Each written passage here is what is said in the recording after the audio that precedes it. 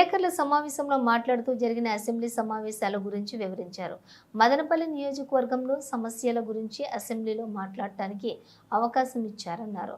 మదనపల్లి నియోజకవర్గం అభివృద్ధి కొరకు ఐటీ కళాశాలను యూనివర్సిటీ చేయాలని గవర్నమెంట్ హాస్పిటల్లో డాక్టర్ల కొరతను అధికారులకు వివరించారు. వారు సానుకూలంగా స్పందించి వీటిని చేయడానికి ప్రయత్నం చేస్తామని తెలియజేశారు. వక్ఫ్ బోర్డు ఆస్తులను ఎవరైనా ఆక్రమిస్తే పీడీ యాక్ట్ ప్రయత్నాలు చేస్తామని అసెంబ్లీలో అన్నారు. తీసుకుంటున్నాము. గతంలో ఒక సంక్షేమం వైపే ప్రభుత్వం దృష్టి సారించింది, కానీ అభివృద్ధి వైపు పూర్తిగా గాలి వదిలేశారు. ఇప్పుడు ఆ పరిస్థితి లేదు.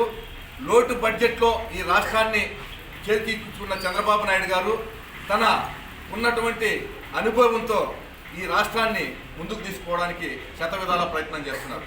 ఇప్పటికే పల్లెల్లో ఎన్ఆర్ఈజీఎస్ కింద సిమెంట్ రోడ్లు వేయడం జరిగింది. ఈరోజే రాష్ట్రంలో మరో సరికొత్త ప్రోగ్రాం ఎన్ఆర్ఈజీఎస్ కింద ప్రతి పంచాయతీలో 20 లక్షల రూపాయలతో ఒక్కొక్క కుంట ఈరోజే ప్రారంభోత్సవం చేసే కార్యక్రమం ఈ రాష్ట్ర వ్యాప్తంగా కూడా చేయడం జరుగుతూ ఉంది. ముఖ్యంగా ఉప ముఖ్యమంత్రి పవన్ కళ్యాణ్ గారు ఈ కార్యక్రమాలన్నింటినీ నేతృత్వం వహిస్తున్నారు. పంచాయతీరాజ్ గ్రామీణాభివృద్ధి శాఖలో ఆయన ఇప్పటికే ఒక రికార్డు నెలకొల్పారు. ఒకే రోజు ఈ ఆంధ్రప్రదేశ్ రాష్ట్ర వ్యాప్తంగా గ్రామ సభలు నిర్వహించడం ద్వారా రికార్డు గిన్నీస్ బుక్ రికార్డుకి ఇదివరకే ఎక్కాడు. సిమెంట్ రోడ్లు వేయడంలో మరోసారి రికార్డుకి ఎక్కాడు. ఈరోజు 20 లక్షలు ప్రతి పంచాయతీకి, ప్రతి వ్యక్తికి వ్యక్తిగత ఫండ్ అంటే ఎన్ఆర్జీఎస్లో పనిచేసే పేద ప్రజలకి, రైతు కూలీలకి అది ఒక వరంలాగా ఉపయోగపడుతుంది. ఈరోజే ప్రారంభిస్తున్నారు రాష్ట్ర వ్యాప్తంగా. ఈ విధంగా సంక్షేమము అభివృద్ధి రెండు వైపులా పోతోంది. సూపర్ 6లో భాగంగా ఇచ్చినటువంటి హామీలను ఖచ్చితంగా నెరవేరుస్తున్నాం, ఒక్కటొక్కటి నెరవేరుస్తున్నాం. మొదట పింఛన్లు పెంచాం, అరియర్స్తో కలిపి పింఛన్లు ఇవ్వడం జరిగింది. అదేవిధంగా గ్యాస్ సిలిండర్లు 3 ఉచితంగా ఇవ్వడం జరుగుతూ ఉంది. మే నెలలో తల్లికి వందనం పేరుతో ఎంతమంది విద్యార్థులు ఉంటే అంతమందికి కూడా డబ్బులు వేసే కార్యక్రమం జరగబోతా ఉంది. అదేవిధంగా రైతు భరోసా కూడా మేలోనే ఇవ్వడం జరుగుతుందని చెప్పి తెలియజేస్తున్నాం. ఇక ఆర్టీసీ బస్సుల్లో వెళ్లే కార్యక్రమానికి కూడా జిల్లా పరిధిలోనే ఇవ్వడానికి ప్రభుత్వం నిర్ణయం తీసుకుంది.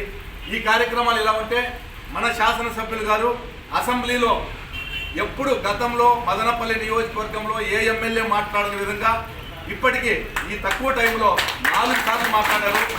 ఈ విధంగా ఆయన మాట్లాడుతూ పోతే అసెంబ్లీ టైగర్గా కూడా ఆయన పేరుకెత్తుతాడు. ఖచ్చితంగా మదనపల్లి వాయిస్ అసెంబ్లీ సాక్షిగా ఈరోజు మనం అందరూ వింటున్నాం. కాబట్టి షాజహాన్ గారికి మన సంపూర్ణ సహకారాలు ఇంకా ముందుకు కొనసాగిస్తూ ఇదే విధంగా అసెంబ్లీలో మాట్లాడి మన ప్రజల సమస్యలను మన వారిని వినిపించాలని చెప్పి ఈ సందర్భంగా విజ్ఞప్తి.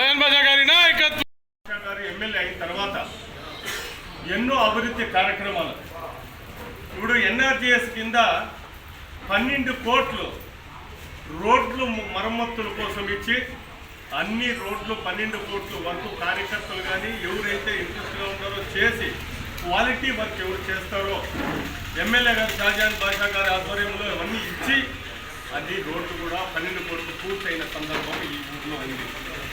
అదేవిధంగా మీరు ముఖ్యంగా గమనిస్తే మదనపల్లి సిటిఎం రోడ్లో చాలా ఉంటే, కొన్ని చెట్లు అడ్డంగా ఉంటే కొన్ని సంవత్సరాల నుంచి దాన్ని కొట్టే పరిస్థితులు ఎవరు తీసుకోలేకపోతే మన శాసనసభ్యులు దానికోసము ఆ చెట్లన్నీ తెరిపించి చంద్రబాబు గారితో మాట్లాడి దానికి దాదాపు కూడా ఆ రోడ్డు డబుల్ రోడ్డు చేసేదానికి శివాలయం ముందర సిటిఎం రోడ్లో ఫ్లైఓవర్ ఒకటి కట్టేదానికి చంద్రబాబు గారితో ముఖ్యమంత్రితో 12 కోట్ల రూపాయలు శాంక్షన్ జరిగింది. అదేవిధంగా ఒక్కొక్కటి మీరు గమనిస్తే మదనపల్లి ఇంప్రూవ్మెంట్ జెడ్పీహెచ్ఎస్ స్కూల్కి పోతే వాళ్ళు పిల్లకాయలు మన బిడ్డలు చిన్న బిడ్డలు భోజనానికి డైనింగ్ లేకపోతే ఒక్కొక్కసారిగా నాకు తెలిసి 500 మంది కూర్చునేదానికి ఏర్పాటు చేసి సొంత నిధులతో మన శాసనసభ్యులు జెడ్పీహెచ్ స్కూల్లో దాన్ని నిర్మించడము జరిగింది ఒక్కొక్కటి మదనపల్లిలో. అదేవిధంగా ఇప్పుడు మళ్ళా 5 కోట్లు శాంక్షన్ చేసుకువచ్చినారు పిఆర్ పంచాయతీరాజ్ రోడ్ల కోసం. ప్రతి చోట కొన్ని ఎన్ఆర్జీఎస్లో 12 కోట్లు అయ్యి ఇంకా అమౌంట్స్ రావాలంటే మళ్ళా ఆ మంత్రితో మాట్లాడి 5 కోట్లు తెచ్చారు. దాన్ని కూడా ఇప్పుడు మళ్ళా ఎస్టిమేషన్ లేపించి రోడ్ల నిర్మాణం కోసం 3 మండలాల్లో ఎక్కడెక్కడ ఆగి ఉన్నాయి పనులు అవి పూర్తి చేసేదానికి దోహదపడినారు. అదేవిధంగా మన మైనార్టీ శాసనసభ్యులు మైనారిటీలకు కాకుండా మన హిందువులకు కానివ్వండి, క్రిస్టియన్ మైనారిటీలకు అందరికీ కూడా అభివృద్ధి కార్యక్రమం మదనపల్లి జరిగేదానికి ముందరకు పోతున్నారు. అదేవిధంగా ఇంకొకటి, ఈ మధ్యకాలంలో అసెంబ్లీ బడ్జెట్ సమావేశాలు జరిగితే క్లియర్గా స్పీకర్ కానివ్వండి సమయం ఇచ్చి 4 సార్లు శాసనసభ్యులు మన మదనపల్లి నియోజకవర్గానికి అవకాశం ఇచ్చారు. అయితే దాంట్లో క్లియర్గా ఈ రాష్ట్రంలో మైనారిటీలది వక్ఫ్ బోర్డు ఆస్తులు ఆక్రమణకు గురైనవి కానివ్వండి, అభివృద్ధి నోచుకోవడం కానివ్వండి, అభివృద్ధి బాటలో నడిచేదానికి వాటన్ని దృష్టిలో పెట్టుకోమని ఈరోజు మన శాసనం మీద ఆ భారం మన ప్రభుత్వము, ఉమ్మడి ప్రభుత్వం వేశారు. మదనపల్లిలో కూడా ఇంతకుముందు అన్యాక్రాంతం భూములు అయిండేటివి, వక్ఫ్ బోర్డు మైనారిటీ ఆస్తులు ఎన్నో వేల కోట్లది, అది ఆ రోజుట్లో తెచ్చి మైనారిటీలకు ఉపయోగపడేట్టుగా చేసిన ఘనత మన శాసనసభ ఉంది. కాబట్టి అభివృద్ధి బాటలో తెచ్చేదానికి మదనపల్లి కొన్ని మట్టుకే ఇప్పుడు 9 నెలలు అయిందంతే. ఇక్కడ నుంచి అభివృద్ధి జరుగుతుంది. చంద్రబాబు కూడా చెప్పారు, తల్లికి వందనం మే నెలలో ఖచ్చితంగా తల్లికి వందనము డబ్బులు పడతాయి. ఆల్రెడీ గ్యాస్ వేశారు, 4,000 రూపాయల పెన్షన్ వస్తూ ఉంది. రాజధాని నిర్మాణము మొదలు పెట్టారు. కేంద్రంతో బాగుండే మనము కూటమి ప్రభుత్వంలో ఉన్నాం.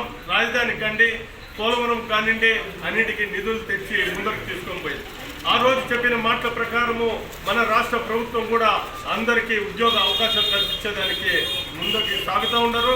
చంద్రబాబు నాయుడు గారు కానివ్వండి, లోకేష్ బాబు కానివ్వండి, పవన్ కళ్యాణ్ ముందుకు తీసుకొని పోతారని సందర్భంగా తెలియజేస్తూ, మంచి వ్యక్తి మనకు శాసనసభ్యులు దొరికారు. ఎటువంటి అవసరం ఉన్నా, వ్యక్తిగత అవసరం ఉన్నా, నియోజకవర్గ అవసరం ఉన్నా, మన పట్టణంలో వీధుల బాగోగులకు అవసరం ఉన్నా చేసేదానికి మన శాసనసభ్యులు సిద్ధంగా ఉండాలని ఈ సందర్భంగా తెలియజేస్తున్నారు. అసెంబ్లీ జరగడం, అసెంబ్లీలో రాష్ట్ర పరిస్థితి పైన, బడ్జెట్ పైన, కాన్స్టిట్యున్సీ డెవలప్మెంట్ పైన, అదేవిధంగా సంక్షేమ కార్యక్రమాల పైన, ఇవన్నీ అదేవిధంగా విద్య పైన, అదేవిధంగా మైనారిటీల ఇష్యూల పైన మాట్లాడడానికి నాకు సందర్భం కల్పించిన పెద్దలు గౌరవనీయులు చంద్రబాబు నాయుడు గారికి, లోకేష్ బాబు గారికి, పవన్ కళ్యాణ్ గారికి ప్రత్యేక నా ధన్యవాదాలు.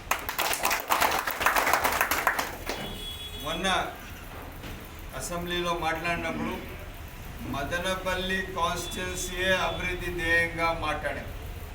ఎక్కడ కూడా కానీ వేరే రకంగా కానీ సొంత అజెండా కానీ ఎక్కడ లేదు. మదనపల్లియే నా సర్వస్వం, మదనపల్లి అభివృద్ధియే నా పూర్తి బాధ్యతగా మాట్లాడడం జరిగింది. ఆ భాగంగా మొట్టమొదటిగా ట్రాఫిక్ సమస్య మదనపల్లి పట్టణంలో తాండవం ఆడుతూ ఉన్నది. రోడ్లు వైడనింగ్ చేసే అవసరం ఉంది. తప్పకుండా రోడ్లు వైడనింగ్ చేయాల్సిందిగా గౌరవ ముఖ్యమంత్రి గారికి శాసనసభ సాక్షిగా మాట్లాడింది. అదే కాకుండా గవర్నమెంట్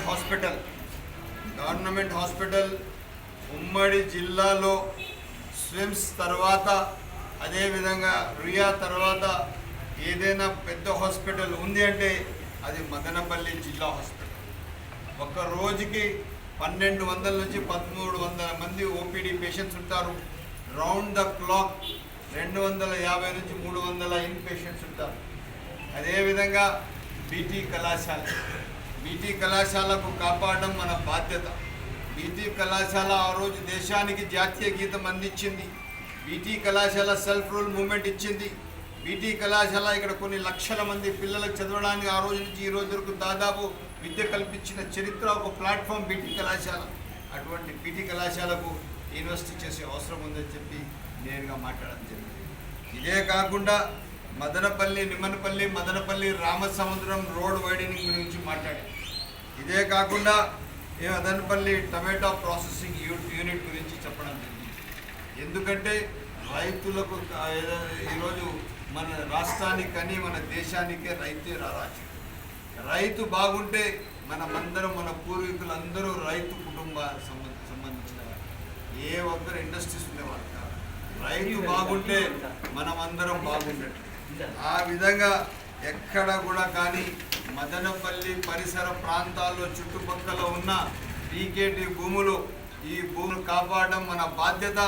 దీనికి ఒక స్పెషల్ టాస్క్ ఫోర్స్ వేయాలా, ఒక దానికి సంబంధించిన ఒక ఐఏఎస్ ఆఫీసర్కి ఒక బాధ్యత ఇవ్వాలా, తహసీల్దార్ ఒకరు ఉండాలా, ఒక సపరేట్ యూనిటే ఉండాలని చెప్పి శాసనసభ సాక్షిగా చెప్పడం జరిగింది. ఇదే కాకుండా ఈరోజు అభివృద్ధి దశలో మదనపల్లికి తీసుకువెళ్తున్నాం. ఎలాగంటే అంబుచెరు బిట్ట గంగమ్మ గుడి దగ్గర లెఫ్ట్ సైడ్లో ఏదైతే కాలనీస్ ఉన్నాయో దాదాపు 5,000 మంది నివసిస్తున్నారు అక్కడ. వాళ్లకు ఆ రోజు నేను ఎమ్మెల్యే ఉన్న రోజుల్లో వాళ్ళకు నీళ్లు, రోడ్లు, చిన్న చిన్న రోడ్లు, కాలువలు ఇచ్చానే కానీ ఈ 10 సంవత్సరాల్లో వైసీపీ నాయకులు చేసింది ఏమీ లేదు. ఒకసారి వాళ్ళు రోడ్ల కోసం వస్తే రోడ్ అడిగితే వాళ్ళకు జైలు పాలు చేసిన చరిత్ర వైసీపీ పార్టీ. అది తప్పు. ప్రజాస్వామ్యంలో ఈరోజు మీ వెనకాల చూడండి ఎంతమంది ప్రజలు, నా కాన్స్టిట్యూన్సీ ప్రజలు వచ్చారు. వాళ్లకు నా పైన పూర్తి హక్కు ఉంది. ఏ సమస్య వచ్చినా కూడా నాకు నేరుగా అడిగే బాధ్యత వాళ్ళకు ఉండాలి. వాళ్ళ సమస్య నాకు తెలపాలా, నేను అది పరిష్కార మార్గంలో పెట్టాలి. దానికి ఇప్పుడు దాదాపు అది ఒక రోడ్డు, ఇంకొక రోడ్డు, 2 రోడ్లకు గాను ఇంకోటి కాట్లాట్పల్లి రోడ్లో లోపల ఉన్న కాలనీకి ఒక రోడ్డు, 2 రోడ్లు 2.5 కోటి రూపాయలతో ఇచ్చాం. అదేవిధంగా నిన్న మొన్న పవన్ కళ్యాణ్ గారికి కలిసి ఏదైతే ఆల్రెడీ 12 కోట్ల రోడ్లు మనము సిసి రోడ్లు కొత్తవి వేసాము. ఇవి కాకుండా అదనంగా 10 కోట్ల రూపాయలకు ఒక ప్రపోజల్ ఇస్తే చాలా సానుకూలంగా పవన్ కళ్యాణ్ గారు, షాజాన్ గారు తప్పకుండా ఇస్తాను, తప్పకుండా నేను ఇది ప్రయారిటీ పెడతాను. అదేవిధంగా మన రాజ్భవన్ రాజా గారి అల్లుడు గారు కూడా అక్కడ ఓఎస్డీగా ఉన్నారు. ఆయన కూడా మధు చాలా పాజిటివ్గా మాట్లాడడం జరిగింది. తప్పకుండా మదనపల్లి ఇంకొక 10 కోట్లు సిమెంట్ రోడ్లు రాబోతుందని చెప్పి ఇదే కాకుండా మదనపల్లి కానీ రాష్ట్రంలో కానీ పెద్దలు ముఖ్యమంత్రి గారు, మన ఐటీ మంత్రి గారు పెద్దలు లోకేష్ గారు మైనార్టీల ఇష్యూల పైన మాట్లాడమని నాకు బాధ్యత ఇచ్చినప్పుడు చాలా క్లియర్ కట్గా మాట్లాడడం జరిగింది. అదే మాట నేను మాట్లాడిన తర్వాత స్పీకర్ గారు రూలింగ్ ఇచ్చారు. ఏమని రూలింగ్ ఇచ్చారు? మినిస్టర్ గారికి మీరు తక్షణం ఎమ్మెల్యేస్తో, ప్రిన్సిపల్ సెక్రటరీ ఆఫ్ మైనార్టీస్తో, కమిషనర్ ఆఫ్ మైనార్టీస్తో, అదేవిధంగా సిఇఓ ఆఫ్ బొబ్బోర్తో ఒక మీటింగ్ ఇప్పుడే జరిపి దానిపైన ఒక క్లారిటీ తీసుకోమన్నారు.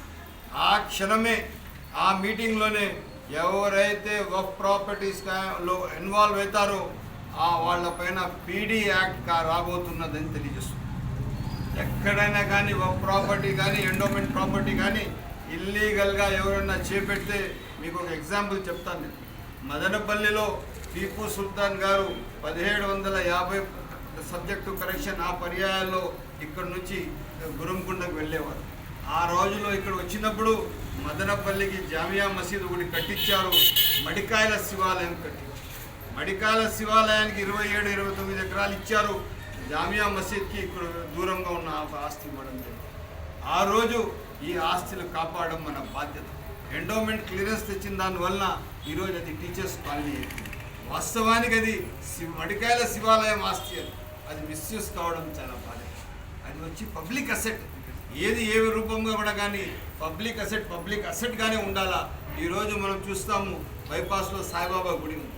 సాయిబాబా గుడి 1 ఎకరాలో ఉంది, 1 ఎకరంలో ఉంది. ఆ గుడి లోపల వెళ్తే ఎంత శాంతి ఉంటుంది, మన ఊరికి మంచి పేరు లాగా, ఒక ప్రతిబింబంగా లాగా. ఆ విధంగా మనము ఒక